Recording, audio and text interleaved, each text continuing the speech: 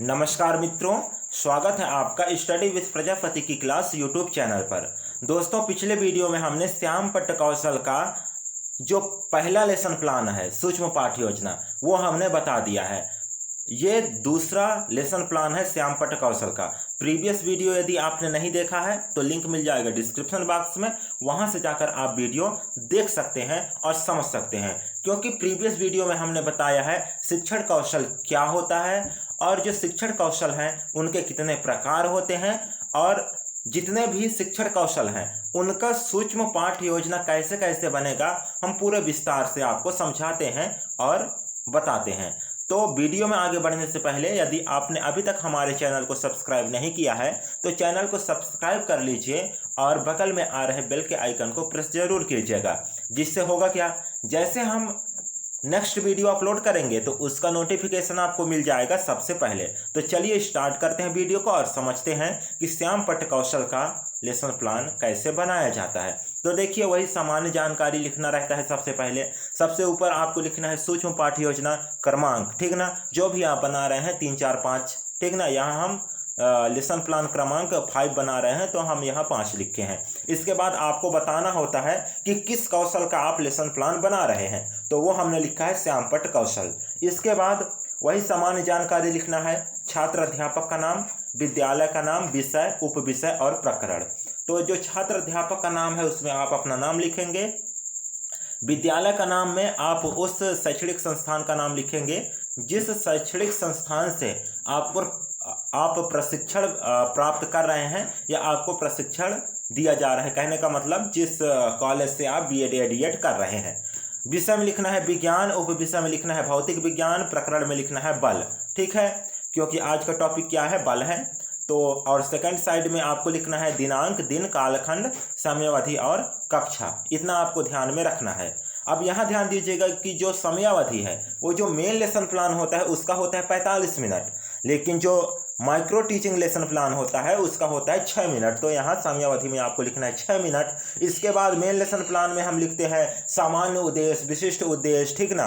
तो ये सारा चीज़ें हमको नहीं लिखना है, डायरेक्ट क्या लिखना है, पूर्व ज्ञान। तो पूर्व ज्ञान में क्या लिखेंगे, अपने टॉपिक के अकॉर्डिंग लिखेंगे। यहाँ हमारा टॉपिक है बल, तो हम लिखते हैं छात्र बल के बारे में सामान्य जानकारी रखते हैं, ठीक है। या आप ये लिख सकते हैं कि छात्र छात्राओं को बल के बारे में पूर्व ज्ञान है, ऐसा भी आप लिख सकते हैं।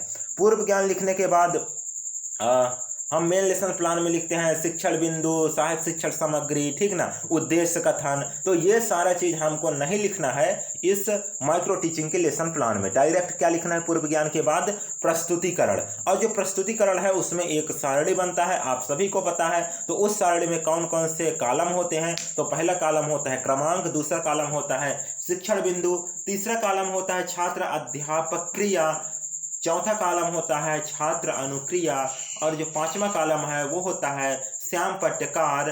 और छठवां कॉलम भी जो कॉलेज है, जो शैक्षणिक संस्थान है वो जुड़वाते हैं, तो वो होता है घटक। लेकिन आपको अपने फाइल के अकॉर्डिंग मेंटेनेंस करके चलना है, ठीक ना। तो यहाँ हमारा 5 ही कॉलम आ रहा है तो हम 5 ही कॉलम यहाँ बनाए हैं। यदि आपको लगता है कि छठवां कॉलम भी जोड़ना चाहिए तो आप बिल्कुल जोड़ सकते हैं, वो घटक का होता है। अब देखिए, जो क्रमांक है उसमें वही लिखना है 1, 2, 3, 4 जितने आप शिक्षण बिंदु पढ़ाएंगे। शिक्षण बिंदु में सबसे पहले आपको लिखना है बल और इसके बाद छात्र अध्यापक क्रिया में आपको सबसे पहले लिखना है बल की परिभाषा, ठीक है। तो यहाँ बल की परिभाषा लिखते हैं, बल एक प्रकार का धक्का या खिंचाव है जिसमें किसी वस्तु की अवस्था में परिवर्तन करने की प्रवृत्ति होती है। दूसरे शब्दों में हम लिख सकते हैं किसी वस्तु पर लगने वाले धक्का, खिंचाव या चोट को बल कहते हैं। इसमें वस्तु में गति ला सकने की क्षमता होती है।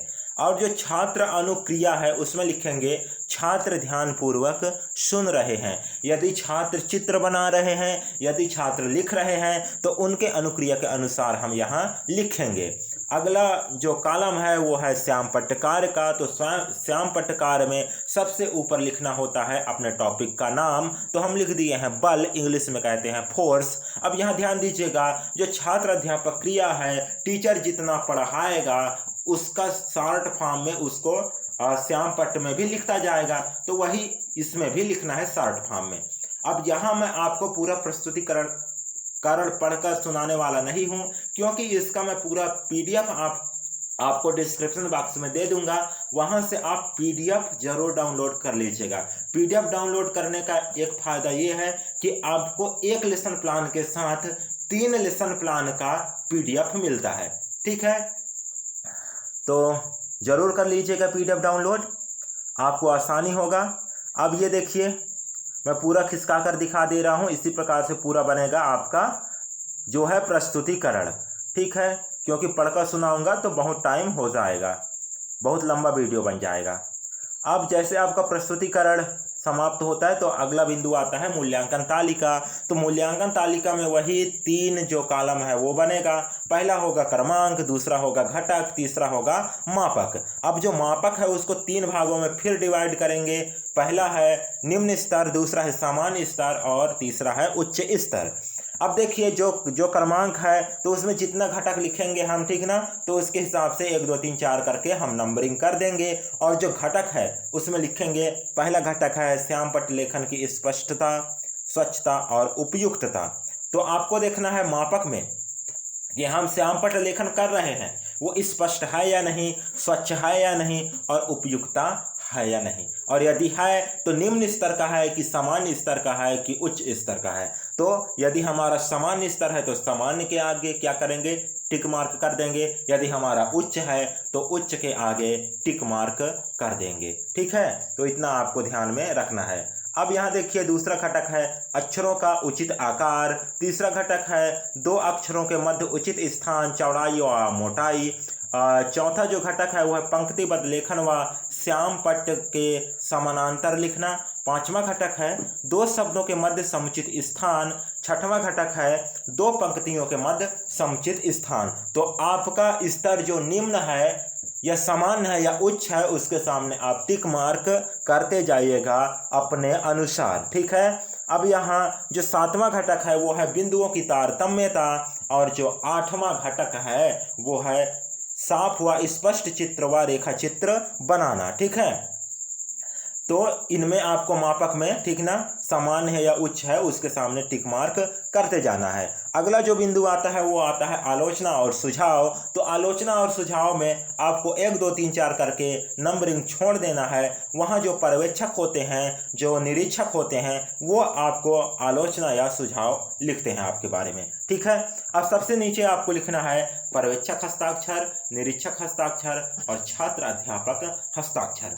आई होप कि आपको श्यामपट्ट कौशल का जो लेसन प्लान है वो बनाते बन जाएगा और आपको समझ में आया होगा। यदि आपको वीडियो अच्छा लगा हो तो वीडियो को लाइक कर दीजिएगा, और अभी तक हमारे चैनल को सब्सक्राइब नहीं किया है तो चैनल को सब्सक्राइब जरूर कर लीजिएगा, इसमें आपका ही फायदा है। और इस वीडियो को अपने मित्रों के साथ, अपने सहपाठियों के साथ ज़्यादा से ज़्यादा शेयर कीजिएगा। फिर मिलते हैं नेक्स्ट वीडियो में, तब तक के लिए धन्यवाद। जय हिंद।